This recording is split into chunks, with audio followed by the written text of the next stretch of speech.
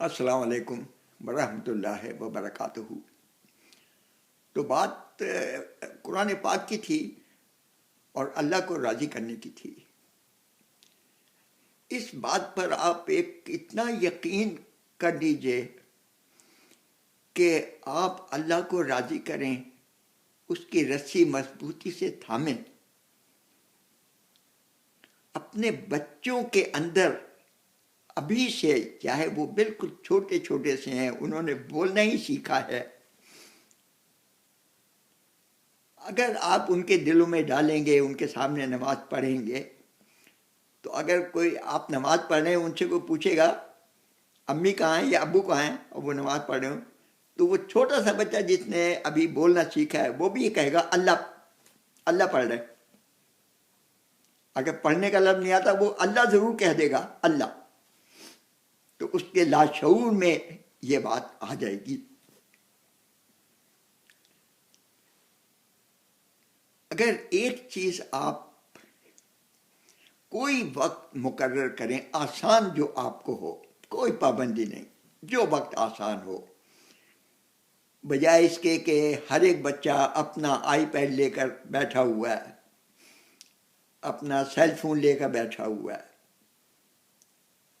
چند منٹ کے لیے ان سب کو اکٹھا کر لیں اور کوئی قرآن پاک کی ایک آیت یا حضور پاک صلی اللہ علیہ وسلم کی زندگی کے کچھ حالات چھوٹے موٹے ان کے کانوں میں ڈال دیا کریں۔ یہ روز کا عمل بنا لیجئے، روز کا عمل بنا دیجئے۔ جتنی آپ کی ضروریات ہیں، دنیا کے پیچھے مت بھاگیے، دنیا آپ کے پیچھے بھاگے گی، لیکن شرط اللہ کو راضی کرنا اور اس کی رسی کو مضبوطی سے پکڑنا۔ اپنے گھروں میں قرآن پاک کا دیا جلائیں، سونے چاندی کا دیا نہیں جلتا۔ محفلیں لگائیں اپنے گھروں میں، دیکھیں کیسے نور آئے گا۔ فرشتے آتے ہیں اس گھر میں جہاں ایسی محفلیں ہوتی ہیں، اور ساری ضروریات دنیا آپ کے دروازے پر آ کر دستک دے گی۔ یہ یقین کیجئے، یقین کیجئے، یہ قرآن پاک ہے، یہ کتاب عام نہیں ہے۔ اللہ تعالیٰ کو راضی کر لیں۔ اللہ کی ذات اللہ کی ذات ہے۔ یہ بھی آپ کو ایک چھوٹا سا قصہ سناتا چلوں کہ کیسے اللہ تعالیٰ ضرورتیں پوری کرتا ہے، آپ کے گھر میں دستک دلواتا ہے۔ ایک بہت بڑا ڈاکٹر تھا، یہ اسی کی زبانی ہے، یہ اس ڈاکٹر کی زبانی ہے، یہ بات لکھا ہوا تھا کہیں۔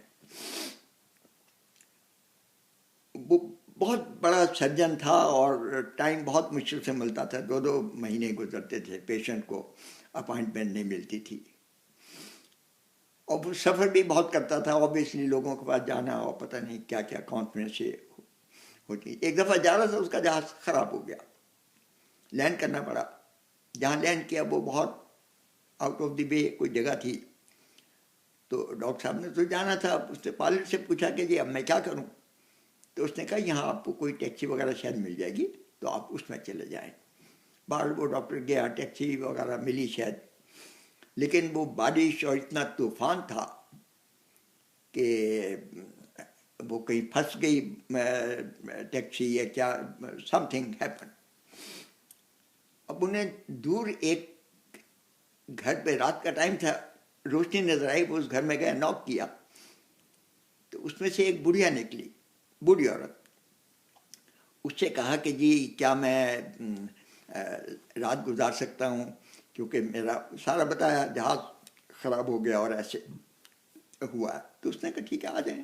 بوڑھی عورت تھی بیچاری، تو انہیں صوفے پر بٹھایا، چائے وائے دی یا دو کچھ بھی کیا، اور خود اپنی جان و پہ بیٹھ گئی۔ تو یہ چائے پی رہے تھے، ساتھ ہی ایک بچہ چھوٹا سا کوئی لیٹا ہوا تھا، کچھ بیمار سا نظر آیا ان کو۔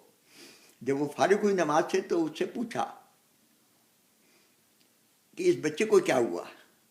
اس نے بتایا یہ بچی بہت بیمار ہے، میں نے تمام ڈاکٹرز کو دکھا دیا، لیکن انہوں نے بتایا ہے کہ ایک ڈاکٹر کا نام مجھے بتایا ہے کہ آپ اس کے پاس جائیں، وہ اس کا علاج کرے گا.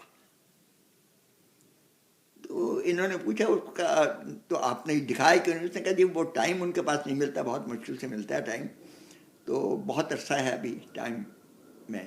اس نے نام پوچھا. جب اس بوڑھی عورت نے نام بتایا تو یہ صاحب نام سن کر رو پڑے. بوڑھی عورت حیران ہوئی کہ یہ رو کیوں پڑے نام سن کر. تو بوڑھی عورت نے پوچھا جی آپ رو کیوں رہے ہیں؟ ڈاکٹر صاحب نے کہا کہ وہ ڈاکٹر میں ہی ہوں.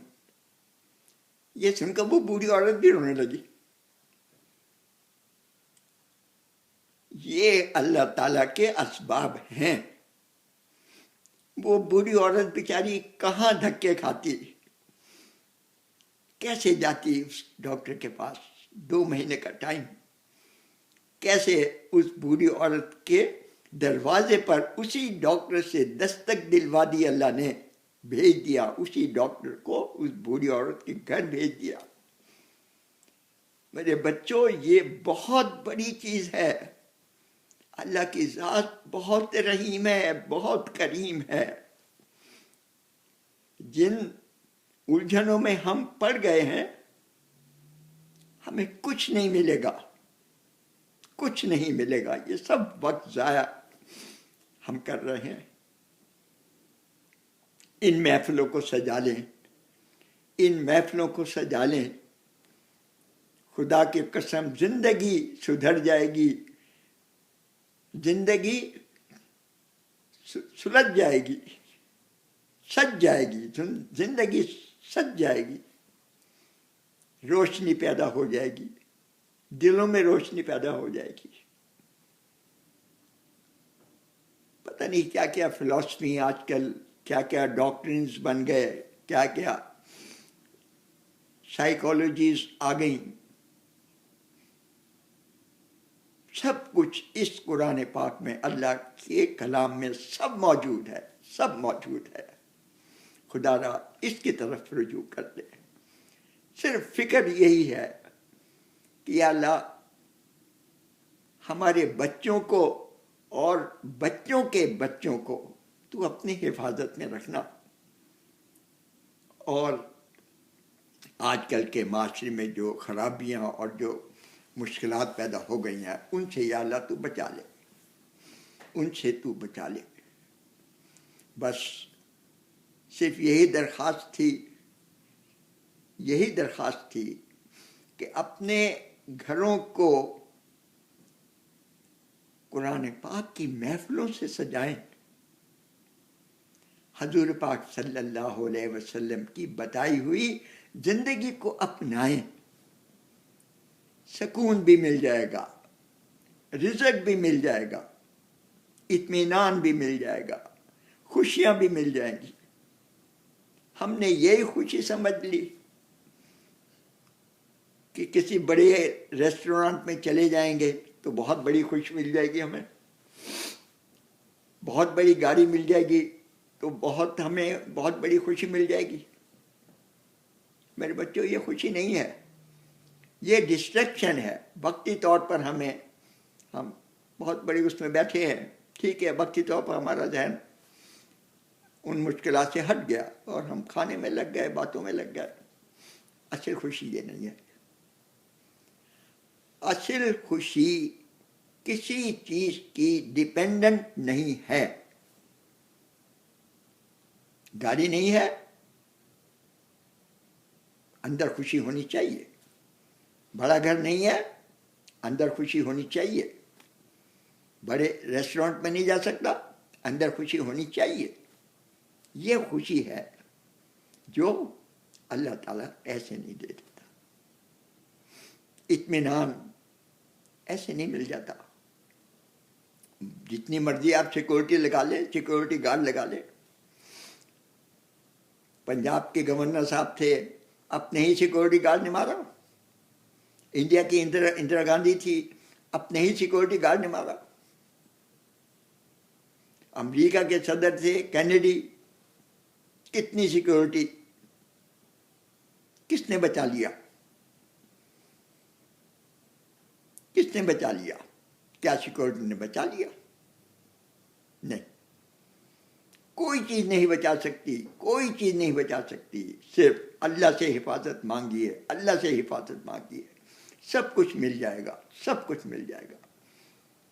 بس یہی کہنا تھا.